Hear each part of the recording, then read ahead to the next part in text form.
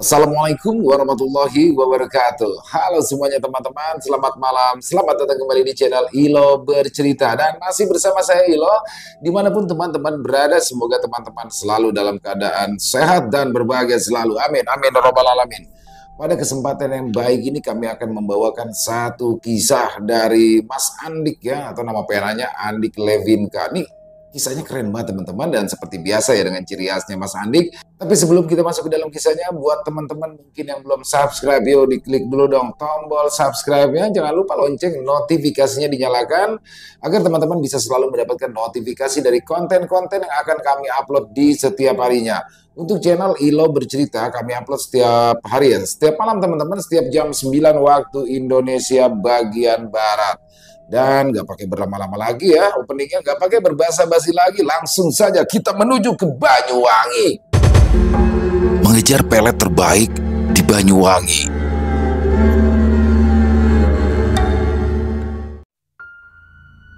Jawa Timur, sekitaran tahun 2005.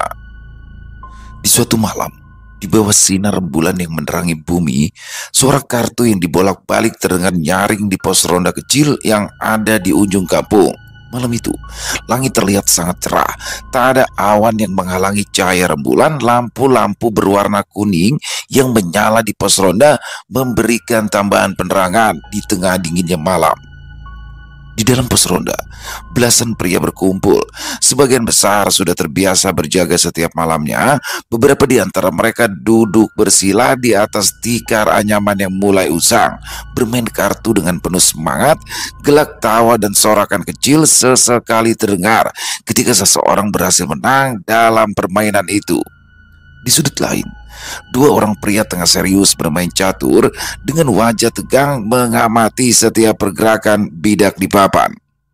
Tidak jauh dari mereka, beberapa pria lain hanya sekedar menonton, sesekali memberikan komentar atau menghisap dalam-dalam rokok kretek yang asapnya perlahan mengepul melayang ke udara. Asap rokok itu bercampur dengan aroma kopi hitam yang kuat berasal dari warung kecil yang ada di samping pos ronda, tempat beberapa pria sering duduk santai berbincang. Mereka berbicara tentang topik-topik ringan seperti masalah panen tahun ini, harga beras yang naik, atau sekedar lelucon yang bisa membuat mereka tertawa. Suasana tampak biasa-biasa saja, penuh dengan keakraban dan keceriaan. Namun di balik suasana hangat itu ada rasa dingin yang aneh mulai merayap di udara. Hembusan angin malam tiba-tiba saja terasa lebih tajam menusuk kulit. Beberapa pria di pos ronda mulai merapatkan jaket atau sarung mereka. Tanpa sadar mengamati kegelapan yang menyelimuti kampung di luar. Beberapa orang bisa merasakan sesuatu yang berbeda malam ini, seperti ada yang mengintai dari balik gelap, menunggu waktu yang tepat untuk menampakkan diri. Di dalam warung, seorang pemuda berusia 25 tahun tampak sedang menggulung kertas, membentuknya seperti bola, lalu melemparkan pada kawannya yang sedari tadi duduk termenung sambil bersandar di dinding. "Hei Rip, diem aja kamu dari tadi. Mikirin apa? Mikirin dia ya? Pasti kan?" Lelaki bernama Tasrip itu tak menjawab. Ia menatap ke arah orang yang tadi melemparnya itu. Raut wajahnya nampak lesu, bagai tak memiliki semangat hidup. Dia menghela nafas panjang, kemudian mengembuskannya dengan kasar, seolah ada beban yang berat di dalam pikirannya. Gini nih, kalau orang jatuh cinta ya gini, kayak orang edan. Cinta kok sama istri orang. Tambah pria itu lagi, pria bernama Yono itu memang terkenal ceplas-ceplos dalam berbicara, tak peduli perasaan lawan bicaranya. Tasrip berdiri, ia merogoh sakunya dan mengambil uang Rp1.000 untuk membayar kopi dan gorengan yang ia makan tadi. Setelah membayar pada Bu Miss, ia pun melangkah keluar begitu saja meninggalkan Yono. Yono menggeleng melihat kondisi teman seangkatannya tersebut. Meskipun ia jarang berpikir saat akan berucap, namun sesungguhnya dia adalah orang yang peduli terhadap kawannya itu. Tasrip menjadi sosok yang pendiam semenjak pujaan hatinya, yaitu dia si kembang desa, menikah dengan seorang pemuda yang berasal dari Banyuwangi. Tasrif menyukai dia sejak dia masih SMP. Mereka berdua terpaut usia sekitar 2 tahun. Prinsip yang ditanamkan oleh almarhum bapaknya dulu membuat Tasrif tak bisa mengutarakan isi hatinya. Ingat ya Cong, kalau kamu sudah besar nanti, jangan kejar-kejar wanita. Wanita itu lebih banyak daripada laki-laki. Laki-laki itu harus kuat, pantang ngejar perempuan. Apalagi sampai ngemis cinta dari perempuan. Suatu saat, kamu bakalan dapatkan orang yang kamu cintai tanpa harus mengejarnya. Itulah kata-kata yang diucapkan oleh almarhum Pak Jupri pada Tasrif anaknya sebulan sebelum ia dan istrinya tewas dalam kecelakaan. Tasrif memendam rasa cintanya yang besar pada dia selama 10 tahun namanya. Bahkan untuk menyapa atau tersenyum saat berpapasan di jalan pun Tasrif tak mau. Kecuali dia yang tersenyum lebih dulu, barulah di situ Tasrif membalas senyumannya. Terkesan sok jual mahal memang. Namun itulah Tasrif, berharap dia menjadi miliknya tanpa harus melakukan apapun. Dan salah satu hal yang cukup menggelitik adalah Tasrif menyukai seorang kembang desa yang bahkan sama sekali tak tahu nama Tasrif. Dia memang gadis yang ramah dan murah senyum. Ia seringkali tersenyum saat berpapasan dengan orang lain, dan hanya karena satu senyuman itu Tasrif menganggap kalau dia juga pasti menyukai Tasrif. Dia terus menunggu dan menunggu hingga dia mengutarakan perasaannya pada Tasrif, karena bagi Tasrif pantang mengejar wanita, wanita itu mengejar bukan dikejar. Setelah penantian selama 10 tahun, tibalah saatnya bagi Tasrif untuk tersenyum karena gadis yang ia tunggu-tunggu selama 1 dekade akhirnya akan melangsungkan pernikahan dengan orang lain. Anak dari orang yang bahkan tak lebih kaya dari Tasrif, tak lebih tampan dari Tasrif, dan tak lebih muda dari Tasrif, namun dia lebih berani dari Tasrif. Saat itu Tasrif hanya bisa menangis di tengah kebun pisang saat dia melangsungkan pernikahan. Kenapa? Kenapa kamu nikah sama yang lain dia? Kenapa bukan sama aku? Terus apa arti senyuman manis kamu ke aku saat itu? Kenapa kamu berpaling pada yang lain? Kenapa? Umpat Tasrif sambil memukul-mukul batang pohon pisang berkali-kali. Setiap malamnya, ia selalu berjalan sejauh 1 kilometer menuju rumah dia, dan sesampainya di sana, ia mengendap-endap dan bersembunyi di balik tumpukan pot yang berjajar di depan kamar dia. Kang Mas, pokoknya aku mau minta jatah tiap malam 3 kali. Harus, ucap seorang wanita yang tak lain adalah dia. Iya cintaku, aku bakal layanin kamu sampai bosan, saut pria bernama Burhan yang tak lain adalah suami barunya. Dia tertawa manja. Ia beranjak mematikan lampu, lalu menutup rapat tirai jendela tempat di mana Tasrif sedang bersembunyi di bawahnya. Rasa nikmat itu tidak akan membuatku bosan, Kang Mas. Aku justru ingin lagi dan lagi. Ayo Mas, cepet. Aku gak bisa nunggu lama, pinta dia dengan suara bergetar penuh nafsu. Beberapa menit kemudian, suara lenguhan, geraman dan desahan memenuhi ruangan berukuran 3 meter persegi itu.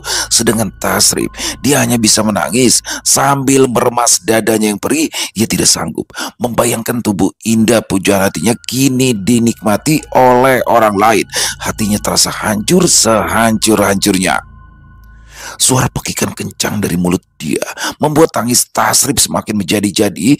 Ia sesenggukan hingga suaranya akhirnya terdengar oleh dia dan suaminya.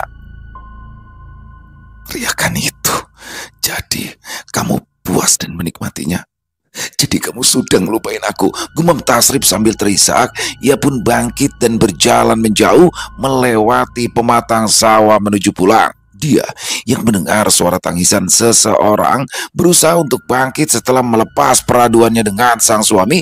Dengan langkah terseok, dia melangkah lalu mengintip dari jendela. Ia dapat dengan jelas melihat Tasrif yang sedang berjalan sambil menangis sesenggukan.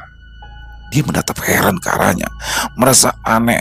Ada seorang pria yang menangis sambil melintas di samping kamarnya. Namun dia tak mau ambil pusing.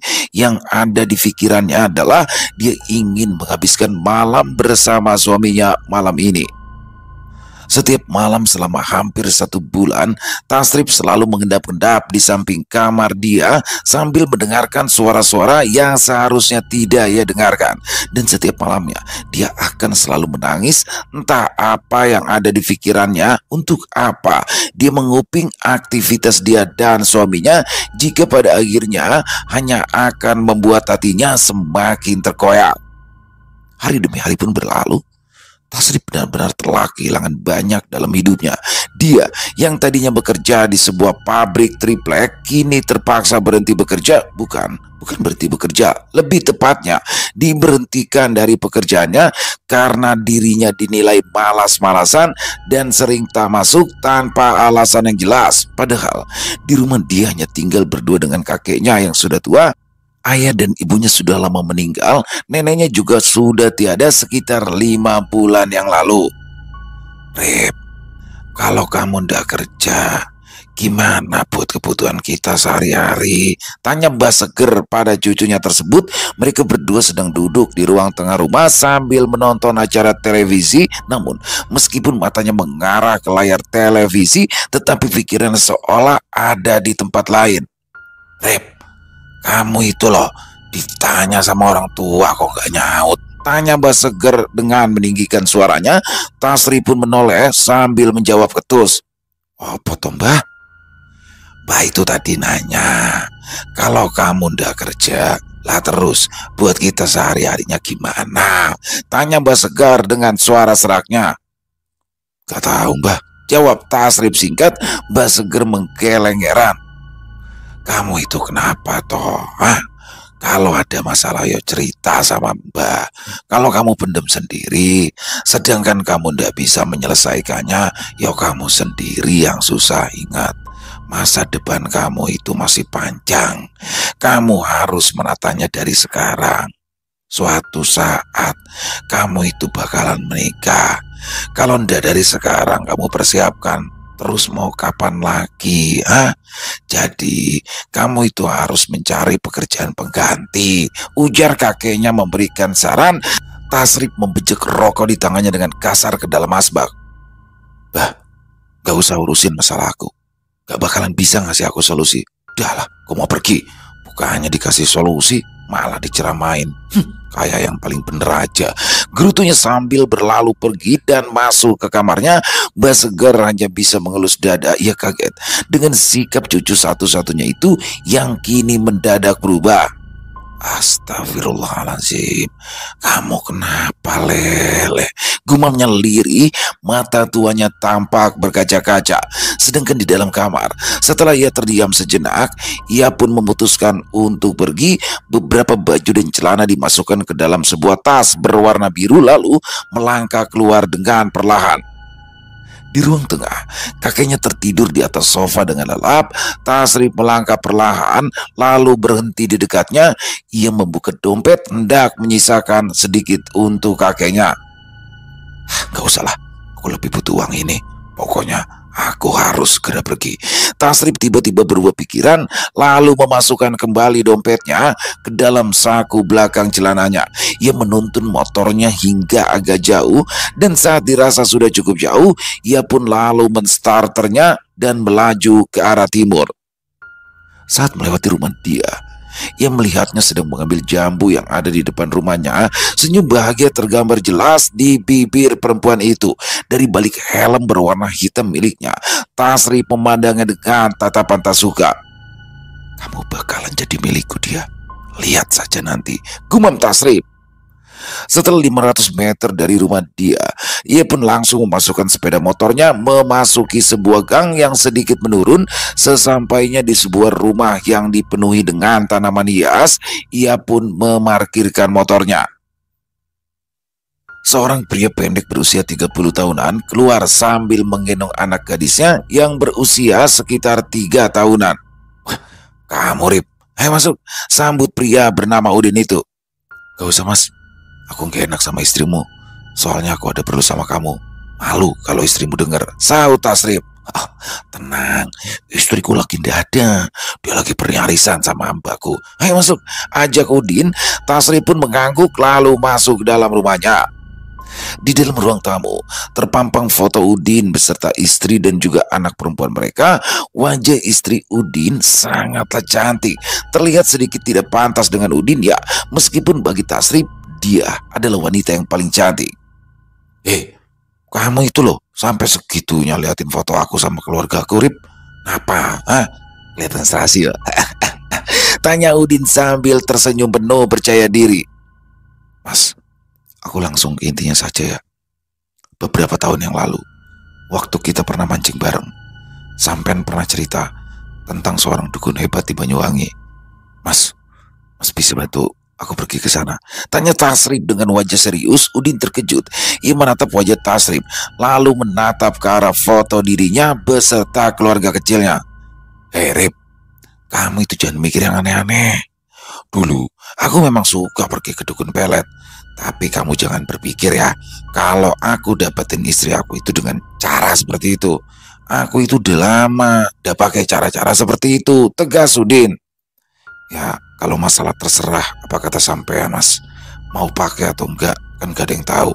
Yang jelas, aku butuh kamu untuk membawa aku ke sana. Tolong, Mas, ujar Tasrif lirih. Alah, emangnya kamu itu mau ngapain sih? Pakai gitu-gituan? Gak baik loh. Memangnya siapa yang mau kamu pelet? Kalau masalah itu aku ndak bisa jawab, Mas. Maaf. Tapi aku benar-benar mau minta tolong. Tolong banget, Mas. Tolong bawa aku ke sana, pinta Tasrif sambil menangkupkan kedua tangan di depan wajahnya. Udin menghela nafas panjang. Wes, aku kasih ancar-ancar aja ya rumahnya ya. Udin lalu menyobek bagian tengah kertas dari sebuah buku yang ada di bawah meja. Kemudian ia menuliskan sebuah alamat beserta dena jalan. Bentar ya, Rip. Tunggu di sini bentar. Udin lalu menggendong anaknya, kemudian menitipkannya kepada orang tuanya yang rumahnya berhadap-hadapan di depan. Setelah itu, ia pun mengambil motor lalu pergi ke arah barat. Setelah sekitar 5 menit, ia pun kembali sambil membawa secari kertas kecil dengan nomor telepon yang tertulis di atasnya. Ini nomor teleponnya. Tadi aku barusan minta ke... Ya sudah, Mas, aku langsung berangkat aja. Makasih ya, ucapnya memotong perkataan Udin sambil menjabat tangannya. Wes, sana cepat berangkat. Ia sedikit kesal karena Tasrif terkesan kurang menghargainya. Tasrif pun menuju motornya dan langsung pergi di sore itu juga. Ia tak peduli, meskipun matahari mulai terbenam, tak masalah baginya meskipun dia harus kemalaman di jalan. Tunggu aku dia. Kamu itu milikku. Kamu milikku, ya milikku. Aku gak sabar melihat kamu datang ke pelukanku. Ucapnya penuh dengan penekanan. Tasrif yang tak pernah sekalipun pergi ke Banyuwangi terpaksa harus berkali-kali turun dari motor 2 tak miliknya untuk bertanya pada orang di pinggir jalan. Bahkan ia beberapa kali harus memutar haluan karena menuju ke arah yang salah. Pada zaman itu masih belum ada handphone Android seperti sekarang. Jelas jauh lebih sulit dalam mencari sebuah alamat.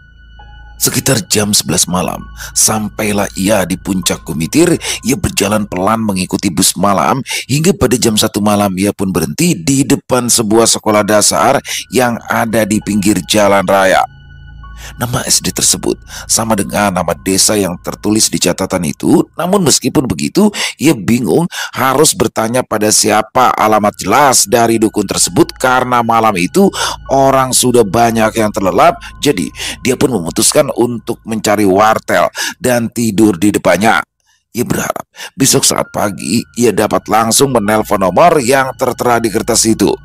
Setelah menemukan wartel yang letaknya tak jauh dari SD tersebut, Tasrif pun langsung merebahkan dirinya di dipan bambu yang ada di depannya. Ia tidur dengan lelap tanpa memikirkan bahwa kakeknya sedang menunggunya di malam itu sambil harap-harap cemas. Duh, kemana ya si Tasrif ini? Sudah malam ini loh. Aku jadi khawatir. Mana perutku lapar. Mbak Seger mondar-mandir di ruang tamu sambil memegangi perut yang lapar. Keesokan harinya, Tasrif terbangun karena seorang bapak-bapak membangunkannya. Dek, hei, maaf saya bangunkan. Soalnya saya mau buka wartel. Ucapnya sopan. Tasrif yang terkejut pun langsung bangkit dari tidurnya. Maaf Pak, Saya memang sengaja tidur di sini sekalian nunggu wartel ini buka. Soalnya saya mau ke rumah. Ucapan Tasrif terjeda, ia lalu merogoh sakunya, kemudian mengambil sebuah kertas yang diberikan oleh Udin. Rumahnya Mbak Jarmoko. Apa Bapak tahu rumahnya Mbak Jarmoko, Pak? Apa masih jauh dari sini? Tanya Tasrif. Oh, Mbak Moko toh. Ya kalau cuma Mbak Moko ya sampean nggak perlu nelpon. Sampean tinggal masuk saja ke gang itu, lurus terus sampai ketemu rumah yang ada pring tali di depannya. Rumahnya cat coklat dan kuning. Terang lelaki sang pemilik wartel sambil menunjuk ke arah gang yang ada di seberangnya. Berarti sudah dekat ya, Pak? Ya sudah kalau begitu. Makasih banget ya, Pak, ujar Tasrif. Ia pun lalu berpamitan, kemudian segera memacu motornya menuju ke rumah Mbak Moko. Tasrif melaju pelan, sekitar 500 meter dari mulut gang. Ia pun sampai di depan sebuah rumah sederhana berwarna kombinasi coklat dan kuning. Ia lalu menuntun motornya memasuki halaman tanpa pagar yang cukup luas itu. Seorang nenek-nenek tampak sedang menapi beras di depan rumahnya. Assalamualaikum. Tasrif mengucap salam lalu menghampiri nenek tua tersebut. Waalaikumsalam. Apa sampean cari Mbak Moko? Tanya perempuan itu. Ya Mbak, saya mau ketemu sama Mbak Moko, jawab Tasrif. Nenek tersebut lalu mempersilahkan ia untuk masuk dan memintanya untuk menunggu sebentar. Setelah menunggu sekitar 10 menit, si nenek pun menyuruh Tasrif untuk masuk ke sebuah ruangan yang ada di bagian tengah rumah itu. Assalamualaikum Mbak Moko, ucap Tasrif memberikan salam. Ya, masuk, sahut Mbak Moko tanpa menjawab salam dari Tasrif. Tasrif pun masuk lalu duduk berhadapan-hadapan dengan Mbak Moko. Dukun tua itu pun langsung menanyakan maksud dan tujuan Tasrif datang padanya. Jadi begini Mbak, saya itu cinta sama seorang perempuan. Selama 10 tahun ini saya suka banget sama perempuan itu. Bisa dibilang dia itu adalah kembang desa di sana. Saya menunggu, tapi perempuan ini tidak kunjung menyatakan cintanya ke saya. Padahal dulu dia sudah memberikan harapan ke saya. Suka senyum-senyum kalau berpapasan sama saya Mbak. Namun ternyata dia justru menikah dengan laki-laki bangsat yang bahkan tidak ada apa-apanya dibandingkan saya. Terang Tasrif panjang lebar, Mbak Moko terkekeh, baunya sampai berguncang. Baik, saya tahu kamu itu pria macam apa. Sekarang sebutkan nama kamu dan juga nama perempuan itu. Dan satu lagi, nama suaminya juga beserta alamatnya dan foto mereka berdua. Aduh, kalau foto saya tidak ada Mbak. Tapi kalau nama orang tua dari mereka saya tahu. Sebentar. Tasrif lalu membuka tasnya dan menyodorkan sebuah kertas undangan pernikahan. Di situ tertulis nama mempelai pria dan wanita beserta alamat dan juga nama kedua orang tua dari kedua belah pihak. Bemoko memakai kacamata yang ada di meja kecilnya lalu mulai membaca tulisan yang ada di surat undangan tersebut. Saat membaca nama mempelai di surat undangan itu, matanya membelalak seolah terkejut. Melihat ekspresi tak biasa dari Mbak Moko, Tasrif pun bertanya, "Kenapa Mbak? Kok sepertinya si Mbak kaget begitu?" Mbak Moko terdiam sejenak, kemudian ia pun menjawab sambil matanya terfokus pada nama yang tertulis di surat undangan itu. Berat sekali. Tasrif terkejut kala mendengar jawaban dari Mbak Moko. Loh, apa maksud sampean Mbak? Sampean bahkan belum berbuat apapun kok, sampean sudah bilang berat, tanya Tasrif seolah tak puas. Kamu itu kalau ngomong, dari membacanya saja, saya ini sudah tahu kalau orang yang ada di belakang mereka itu bukan orang sembarangan. Ada dukun sakti yang kekuatannya setara dengan saya, ucap Mbak Moko. Tasrif meraup wajahnya dengan kasar. Ia merasa kecewa dengan dukun tersebut, tapi dia berusaha menyembunyikan kekecewaannya. Dia berharap masih ada cara lain yang bisa Mbak Moko tempuh. Apa sampean gak ada cara lainnya toh Mbak? Tolonglah Mbak, saya benar-benar mencintai wanita ini Mbak. Tasrif memohon sambil mencium tangan Mbak Moko. Mbak Moko merasa tak nyaman dan langsung menarik tangan kanannya. Sudah, gak usah nyium-nyium tangan kayak gitu. Aku ini bukan bapakmu. Maaf Mbak. Ada cara lain, tapi mahal harganya. Karena dukun yang ada di belakangnya itu bukan dukun sembarangan. Ada juga ritual yang harus kamu kerjakan selama 3 hari 3 malam. Dan dalam 3 hari 3 malam itu, kamu boleh bawa bekal, tapi tidak boleh tidur meskipun cuma 1 menit. Bagaimana? Sanggup? Tanya Mbak Moko sambil mengambil sebuah keris kecil dari sakunya, lalu memasukkannya ke dalam wadah yang berisikan air kembang. Ritual apa, Mbak? Tanya Tasrif. Ayo ikut aku, titip Mbak Moko sambil melangkah keluar rumah. Tasrif mengikuti Mbak Moko yang berjalan melewati perkebunan. Di tengah perjalanan, Mbak Moko menyuruh Tasrif untuk membeli bekal makanan dan minuman untuk dirinya sendiri selama 3 hari. Setelah membeli cukup banyak makanan dan minuman, Mbak Moko dan Tasrif melanjutkan perjalanan mereka. Beberapa menit kemudian, sampailah mereka di pinggir sebuah tempat yang sangat jauh dari pemukiman warga. Di sana terdapat pohon bambu yang rimbun dan ada sebuah pohon beringin yang sangat besar. Mbak Moko terlihat mengambil sebuah ranting, lalu membuat lingkaran dan menaburkan gula di dalam lingkaran itu. Kamu cukup menjaga gula ini agar tidak didatangi semut. Ingat, tidak perlu ditutup. Kamu boleh makan, kamu boleh minum, boleh mandi, boleh kencing, boleh berak. Yang nggak boleh cuma satu, tidur. Dan kamu nggak boleh pergi melewati pohon randu yang ada di sana, pohon ketapang yang ada di utara, dan pohon kenitu yang ada di timur. Kalau batas sebelah selatan, ya kamu ndak boleh nyebrang sungai. Kamu boleh mandi di sungai, yang gak boleh itu nyebrang. Setelah menjelaskan semuanya, Mbak Moko pun langsung pergi meninggalkan Tasrif seorang diri. Tasrif pun lalu duduk bersila beralaskan tanah, sedangkan tasnya ia taruh di sisinya. Misinya itu terlihat mudah, namun kenyataannya itu sangatlah sulit.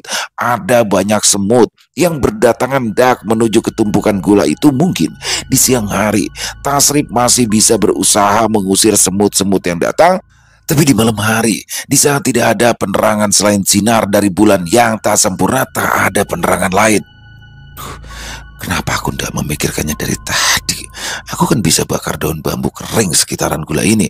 Tasrif pun lalu mengumpulkan daun bambu kering beserta ranting pohon mengelilingi gula tersebut, tentunya dengan jarak yang dirasa cukup aman agar tidak sampai membakar gula tersebut. Tasrif lalu membakar daun-daun kering itu demi melindungi gula itu dari semut yang mendekat dan sebagai penerangan sekaligus penghangat dari dinginnya angin malam. Tak terasa, malam semakin larut. Ia melirik jam di tangan kirinya dan ternyata waktu sudah menunjukkan pukul 11 malam. Suasana begitu mencekam. Suara burung hantu bersaut-sautan membuatnya menjadi merinding. Suara bisikan samar terdengar dari balik rimbunnya pohon bambu.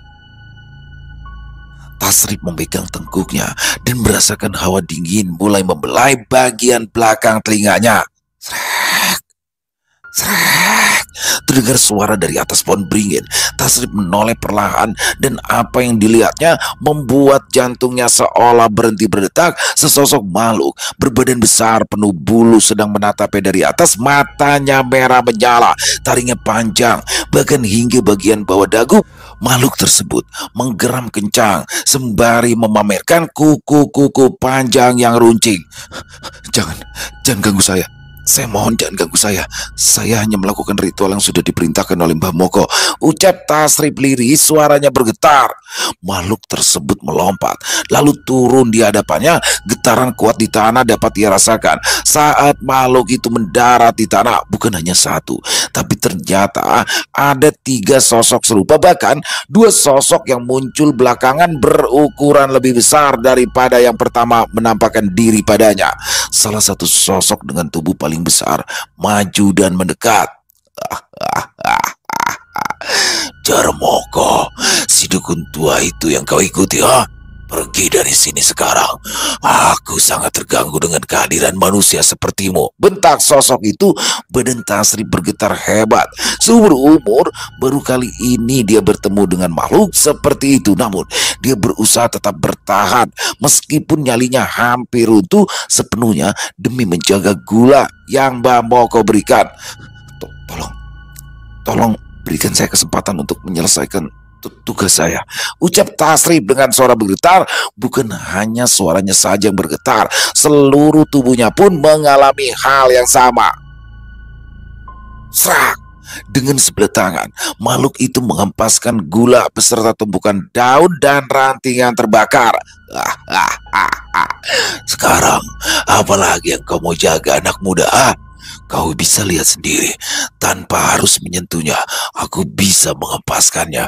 Begitupun dengan tubuhku resmi itu, dengan mudah aku bisa membawa ke alamku. Sekarang mana yang kau pilih? Tetap di sini atau mati? Gertak makhluk itu. Tasrif tak punya pilihan lain. Bertahan pun untuk apa? Toh gula yang seharusnya ia jaga kini sudah berserakan. Ia pun segera berlari sekencang-kencangnya. Bahkan ia sampai lupa pada tas miliknya. Yang ada di pikirannya kini hanyalah dia harus menyelamatkan diri secepat mungkin. Tasrif berlari ke arah utara. Berkali-kali dia terjatuh saat tersandung akar pohon yang menonjol keluar dari dalam tanah. Bahkan gigi depan bagian atasnya sampai patah saat terjatuh lalu menghantam batu. Tasrif tidak menghiraukan giginya yang patah. Ia terus berlari dengan bibir berlumur darah. Setelah berlari cukup jauh, akhirnya ia sampai di rumah Mbak Moko. Ia menggedor pintu rumah Mbak Moko dengan kencang. Dok, dok, dok, dok, dok, dok. Mbak, tolong saya, Mbak. Dok, dok, dok, dok, dok, dok. Mbak, tolong buka pintunya, Mbak. Saya dikejar hantu berbulu, Mbak. Beberapa saat kemudian pintu pun terbuka dan Mbak Moko keluar. Mbak, tolong saya, Mbak. Saya dikejar-kejar makhluk hitam berbulu, Mbak. Sosoknya besar, Mbak. Matanya merah, kukunya runcing. Ada tiga sosok, Mbak. Mbak Moko tampak tenang. Ia menepuk-nepuk pundak Tasrif. Gimana dengan misi kamu? Gula-gula itu. Tasrif menggeleng pelan sambil menangis. Ia duduk bersimpuh meratapi nasibnya. Kenapa harus sesulit ini, Mbak? Padahal ini baru hari pertama. Tapi saya harus gagal.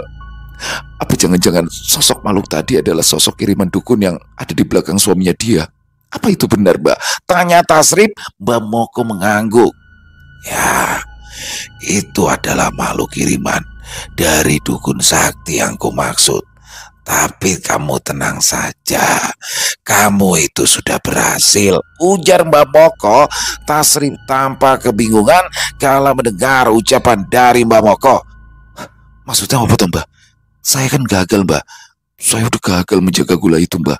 Gula itu sudah berserakan di tanah atas ulah dari makhluk itu. Mbak Moko tersenyum sambil memegang kedua pundak Tasrif, berusaha meyakinkan. Tasrif, aku sudah menyelesaikan urusanmu. Aku sudah mempengaruhi dia dari sini. Aku tahu kamu itu bakalan gagal, tapi aku berhasil mengimbangi kekuatan dukun andalan suaminya si dia. Sekarang dia sedang menunggu kamu di sebuah penginapan. Penginapannya ada di kota ini. Dan ini alamatnya. Mbak Moko lalu memberikan secari kertas yang bertuliskan alamat sebuah penginapan. Tasrif bingung. Ia merasa tidak percaya. Mbak, sampean gak lagi bercanda kan, Mbak? Mbak Moko menggeleng. Kamu gak bakalan percaya kalau dia sudah menunggu kamu sebelum nanti kamu buktikan sendiri. Ayo masuk. Bersihkan dulu darahmu, kemudian nanti pergilah temui dia. Tasrif pun lalu membersihkan wajahnya, menyeka bajunya yang sedikit kotor dengan air di kamar mandi milik Mbak Moko. Sebelum pergi, Tasrif mengambil uang dari dalam dompetnya sebesar 1 juta rupiah. Ia bersyukur kunci motor beserta dompetnya tidak ikut tertinggal tadi. Bah, kalau saya memang benar-benar bisa bersatu dengan dia, nanti saya akan tambahkan lagi uang buat Mbak Moko, ujar Tasrif sambil menjabat tangan Mbak Moko. Mbak Moko tersenyum sambil menggeleng. Gak perlu, sama sekali gak perlu. Itu sudah sangat cukup buat saya. Yowes, kamu pergi, cepat pergi sana. Penginapan itu cuma 45 menit dari sini. Tasrip pun segera menaiki sepeda motor. Setelah ia selesai berpamitan kepada Mbak Boko, ia melaju dengan kencang.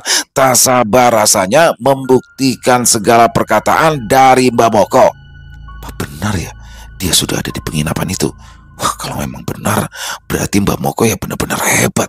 Gak sabar nih untuk cepat sampai di sana. Jalanan yang sepi dan semangat yang membara membuatnya tak sabar untuk segera sampai saking buru-burunya.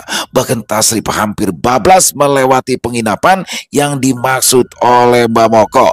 Tasrip menginjak rem dalam-dalam hingga ban belakang menimbulkan suara berdecit akibat gesekan dengan aspal jalanan. Ia berhenti lalu mencoba mencocokkan tulisan di kertas dengan tulisan yang ada di papan besar yang berada di depan pintu masuk penginapan. Wah, benar ini penginapannya, gumam Tasrip. Wajahnya kini tampak sumringah. Ia berjalan memasuki penginapan itu. Terlihat seorang petugas sedang berjaga di depan. Pria berbadan tegap itu menghampiri dan menyapa Tasrip.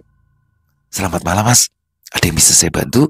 Tasrip sejenak merasa ragu. Dia takut kalau apa yang dikatakan oleh Mbak Moko adalah bualan untuk menutupi ketidakmampuannya.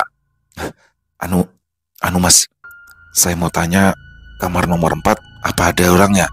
Wah, nomor 4. Ya, sudah isi, Mas. Kalau nggak salah nama orang yang nyewa itu siapa?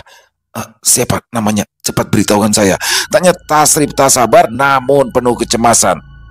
Namanya Rodia atau dia, Mas? Beneran, Mas? Dia sendiri atau berdua? Sendiri, Mas. Nah, itu orangnya, jawab petugas itu sambil menunjuk ke arah seorang wanita yang sedang duduk di kursi. Dia tersenyum lalu melambaikan tangannya kepada Tasrip. Tasrip seolah membeku. Ia mengucek matanya berkali-kali karena merasa tak percaya dengan apa yang ada di hadapannya. Ini nyata. Senyuman itu, ya, itu senyuman yang membuatku jatuh cinta. Nyata, aku berhasil. Tasrip berlari menghampiri dia. Kemudian ia menggenggam tangannya dengan erat. Ini beneran kamu, dia mengangguk. Mukanya tampak memerah, membuat wajahnya tampak semakin anggun. Apa yang membuat kamu sampai datang ke sini, dia? Ini kan jauh dari rumahmu. Kenapa kamu bisa sampai di sini? Terus suamimu di mana? Tanya Tasrip sambil tangannya membelai pipi mulus milik dia. Apa kamu masih peduli sama hal itu, Mas? Bukan yang terpenting kita bisa bersama. Dengar, aku mau tanya. Kenapa kamu pendam perasaan kamu selama ini? Apa yang kamu tunggu? Dulu aku berpikir kalau aku nggak perlu ngejar perempuan, tapi perempuanlah yang harus ngejar laki-laki. Tapi sekarang aku sudah tidak peduli dengan prinsip itu. Yang jelas, aku cinta kamu dan aku sayang kamu. Aku ingin memiliki kamu seutuhnya. Tapi masalahnya, kamu itu sudah bersuami. Sudah ya, Mas, kita masuk ke dalam kamar. Kita akan lanjutkan obrolan kita di dalam. Tapi janji, kamu jangan nakal sebelum aku yang minta, ucap dia dengan nada manja. Tasrip pun melangkah menuju kamar sambil tersenyum senang. Mas, kamu itu gak perlu pikirin suami aku, karena pada akhirnya dia akan mati, ucap dia sambil menunduk. Astaga, pelet Maboko ini benar-benar hebat. Aku gak nyangka bakalan bekerja secepat ini. Dia benar-benar dibuat lupa sama suaminya. Bahkan dia menginginkan suaminya mati. Pikirnya dalam hati. Mas, aku mau tanya, tapi tolong jawab yang jujur. Apa benar kamu sering mengintip aku dan suamiku tiap malam? Dia menggeser duduknya semakin dekat dengan Tasrip. Bahkan hidung Tasrip dapat dengan jelas mencium aroma tubuh dia, membuat naluri laki-lakinya bangkit. Tasrip tergagap. Ia tidak menyangka jika dia mengetahuinya. Aku nggak ngintip. Jendela kamu kan rapat. Aku itu cuma nguping saat kamu sama suamimu sedang begituan. Aku sebenarnya nggak rela kalau tubuh kamu itu buat dia. Seharusnya aku jadi yang Ucapan Tasrip tertahan oleh telunjuk dia di atas bibirnya. Shh, jangan banyak bicara. Malam ini Kamu milikku, Mas. Tapi aku sukanya kalau kedua tangan kamu dalam keadaan terikat. Apa kamu mau aku ikat? Tanya dia dengan nada menggoda. Terserah kamu sayang, sahut Tasrip pasrah. Dia lalu mengeluarkan sebuah tali hitam dari dalam tasnya. Satu persatu kaki dan tangan Tasrip diikat keranjang. Setelah semua ikatan itu selesai, dia berpamitan untuk pergi ke kamar mandi. Mas, aku bersihin badan dulu ya. Aku mau ngasih yang terbaik buat kamu malam ini, ucapnya lalu melangkah masuk ke dalam kamar mandi. Iya sayang, lakukan apa yang kamu mau, jawabnya sembari menatap langit-langit kamar. Senyum bahagia tergambar jelas di wajahnya. Suatu hal yang sering ia imajinasikan pada akhirnya akan segera terrealisasi. Kalau saja aku dari dulu jujur sama kamu, mungkin aku sudah dari dulu yang milikin kamu sayang, ucapnya namun dia tak menjawab. Sayang, kamu kok diem aja? Masih lama ya? Kamu lagi BAB? Tanyanya lagi. Ceklek. Pintu kamar mandi terbuka. Dia keluar lalu bersandar di depan pintu. Namun tiba-tiba saja sesuatu di belakang dia muncul, membuat Tasrip terkejut. Sosok yang baru tadi ia temui, yaitu sosok Mbak Moko. Loh, sampean kok di sini, Mbak? Tanya Tasrip kebingungan. Gimana? Manjur toh? Aku berhasil bikin kamu dekat sama dia toh? Tanya Mbak Moko. Tasrip tersenyum puas. Iya Mbak, makasih Mbak. Tapi kok sampean bisa ada di sini? Kenapa sampean bisa masuk? Mbak Moko tertawa terbahak-bahak. Tentu saja, ya karena penginapan ini adalah milikku. Dan Mbak Moko lalu menjentikan jarinya. Tak lama kemudian seorang laki-laki masuk. Dan ini adalah suami dia. Tasrip terkejut, ia tidak mengerti dengan apa yang sebenarnya terjadi. Sayang, apa yang sebenarnya terjadi? Aku tidak ngerti. Tolong jelaskan semua ini, tanya Tasrip. Namun bukannya dia yang menjawab pertanyaan itu, melainkan Burhan yang menjawab pertanyaannya. Sudah, biar aku yang jelasin. Siapa namamu? Oh ya, aku ingat. Tasrip. Jadi begini Tasrip, aku ini adalah suami dari dia. Dan ini adalah Pak Deku. Dia adalah kakak kandung dari bapakku. Apa? Tasrip terkejut, matanya membelalak, tubuhnya meronta-ronta, berusaha melepaskan ikatan di kaki dan tangannya. Seperti kebetulan ya. Padahal semua ini terjadi karena kemarin Udin yang datang ke rumahku lalu meminta nomor telepon Pak Demoko. Ya aku kasih. Dan dia bilang kalau kamu yang minta. Pada awalnya aku nggak peduli. Ya karena aku dan istri aku nggak kenal sama kamu. Mungkin istri aku tahu kamu, tapi jujur aku nggak, ucap Burhan. Aku nggak kenal dia. Aku cuma tahu wajahnya aja, tapi nggak kenal secara pribadi. Nama dia aja aku taunya dari Pak Demoko. Dia tuh anaknya kayak nggak punya kehidupan, sok misterius. Timpal dia, Mbak Moko bersedekap sambil berjalan menghampiri Tasrip yang tak berdaya di atas ranjang. Ia lemparkan uang pemberian Tasrip ke wajahnya. Kemudian mereka pun pergi meninggalkannya sendirian. Pagi harinya, petugas penginapan melepaskan ikatan di tubuh Tasrip. Setelah semua itu, Tasrip pun pulang jalan kaki. Ia berjalan bagaikan orang linglung. Pembalasan yang dilakukan oleh dia membuatnya depresi. Setelah sempat menghilang selama seminggu, akhirnya Tasrip pun pulang dengan diantarkan oleh tetangganya yang secara tak sengaja melihatnya berjalan di jalanan kota tanpa selai benang pun. Sang kakek yang sudah tua merawatnya seorang diri. Ia lalu menghidupi dirinya dan cucunya tersebut dengan menjadi buruh serabutan. Terkadang dia membantu menjemur padi, terkadang membersihkan rumput dan lain sebagainya. Namun kerasnya hidup kakek tua itu ternyata tak cukup sampai di situ. 2 bulan sejak ditemukan, tiba-tiba saja Tasrip sudah ditemukan tidak bernyawa di luar kamar dia. Di bawah jendela ada bekas gigitan ular di kaki betis kanannya. Dan sejak kejadian itu, suasana kampung menjadi tidak aman. Sosok Tasrip kerap hadir menghantui setiap pasangan pengantin baru. Selesai. Wow, luar biasa kisah dari Mas Andik nih, asli nih, keren banget kisahnya dan saya suka ya. Jadi menambah kaya juga variasi di dalam channel Lilo Bercerita ini. Kali ini Mas Andik menampilkan sesuatu yang berbeda dan mungkin ini salah satu favorit saya nih. Maksudnya dari sekian banyak kisah Mas Andik yang dikirim ini jadi salah satu favorit saya. Bagaimana seorang Tasrip ya, yang banyak sih ya, menurut saya banyak sih. Mungkin teman-teman pernah menemukan orang seperti Tasrip ini di lingkungan sekitar.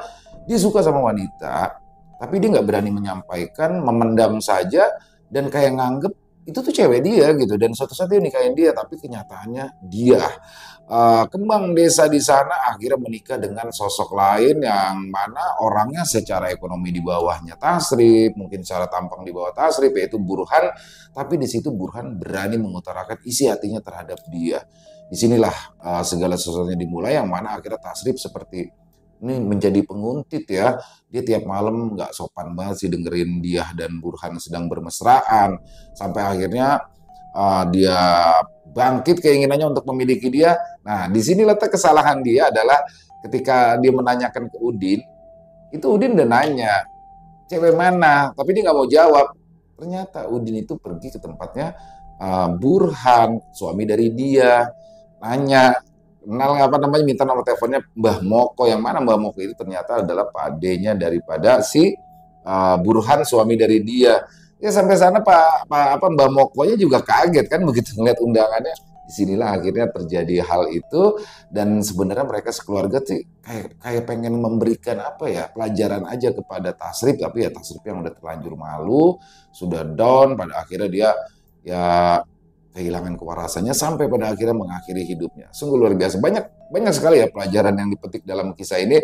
Salah satunya mungkin adalah menurut saya pribadi ya, yang pertama, kalau teman-teman mungkin yang belum menikah ya, kalau memang suka sama seseorang udah sampein aja. Perkara nanti mau diterima atau enggak itu urusan belakangan, yang penting disampein dulu jadi sama-sama tahu. Dan yang kedua mungkin adalah kita ketika jangan sampai mendapatkan informasi yang setengah-setengah seperti yang terjadi tadi. Udin udah mau nanya nih sebenarnya siapa nama cewek yang mau dipelet, tapi dia nggak mau tahu, dan Udin baru mau ngomong, saya mau ke rumah, tapi udah dipotong lagi. Akhirnya itulah informasi yang setengah-setengah akhirnya membawa petaka untuk Tasrip. Overall kisahnya keren banget, dapat horornya, dapat misterinya, dapat dan lucunya juga dapat ya. Buat Mas Andik, ditunggu lagi kisah-kisah selanjutnya yang luar biasa, dan semoga kisah barusan juga bisa menghibur teman-teman semua para pecinta penikmat horor misteri, lebih khususnya lagi kepada para subscriber di channel Ilo Bercerita. Buat teman-teman yang punya komentar lain, silakan bisa menuliskan di dalam kolom komentar, ataupun hanya sekedar saling menyapa, silakan, insya Allah kami akan membalasnya satu persatu. Dan buat yang suka dengan videonya bisa diklik tombol like ya, tombol jempolnya, boleh juga dong di share link videonya ini ke teman-teman yang lain agar juga merasa ikut terhibur. Buat teman-teman sekali lagi yang mungkin baru bergabung ya, atau yang sudah lama bergabung tapi lupa belum subscribe, diklik dulu dong tombol subscribe, jangan lupa lonceng notifikasinya dinyalakan agar teman-teman selalu mendapatkan notifikasi dari konten-konten yang akan kami upload di setiap harinya. Dan oh iya, buat teman-teman ya yang mungkin punya kisah horor misteri, silakan apabila mungkin berkenan dibawakan di channel kami, bisa mengirimkannya ke nomor telepon kami yang ada di sini, dan bebas ya, dalam bentuk tulisan boleh, dalam bentuk rekaman suara boleh, senyamannya teman-teman aja pokoknya. Buat teman-teman yang sudah mengirimkan kisah, kami ucapkan terima kasih, dan di akhir kata saya Ilo mengucapkan permohonan maaf apabila mungkin dalam pembawaan kisahnya ada kata-kata saya yang salah ataupun ada kata-kata saya yang kurang berkenan. Saya mohon dibukakan pintu maaf yang seluas-luasnya, dan sampai berjumpa lagi di konten-konten kami selanjutnya yang pasti tidak kalah serunya, yang pasti tidak kalah ngerinya. Masih bersama saya Ilo di channel Ilo Bercerita. Salam sehat, sukses selalu untuk kita semua. Assalamualaikum warahmatullahi wabarakatuh.